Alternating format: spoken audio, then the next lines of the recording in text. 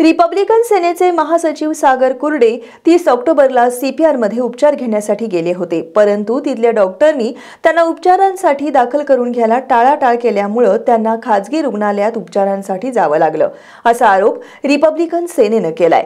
या पार्श्वभूमीवर सीपीआरमध्ये रुग्णांवर उपचार करण्यासाठी टाळाटाळ करणाऱ्या डॉक्टरांवर कारवाई करावी अशी मागणी रिपब्लिकन सेनेने केली आहे। सीपीआर तसंच जिल्हा प्रशासनाला या मागणीचे निवेदन सादर करण्यात आल्याचं रिपब्लिकन सेनेचे जिल्हाध्यक्ष बाबा कामत यांनी सांगितलंय। सीपीआरमध्ये जो गोरगरीब रुग्णांवर उपचार केले जातात त्या उपचारामध्ये हलगर्जीपणा केला जातो, चांगल्या प्रकारची वागणूक दिली जात नाही, उद्धटपणाने वागणूक दिली जाते।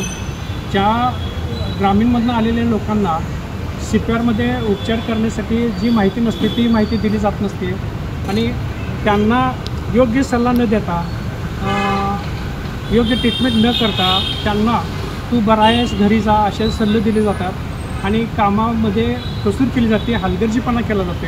अशा सीपीआरमधल्या ज्या OPD विभागाला जे कार्यरत असणारे डॉक्टरांच्यावर, तिथल्या स्टाफवर, तिथल्या नर्सवर विनाविलंब कारवाई करावी अशा आशयाचं पत्र आम्ही सीपीआरचे डॉक्टर प्रमुख यांनाही निवेदन दिलं। त्यानंतर आम्ही जिल्हाधिकाऱ्यांना त्या संदर्भातली माहिती आणि तक्रार दाखल केलेली आहे।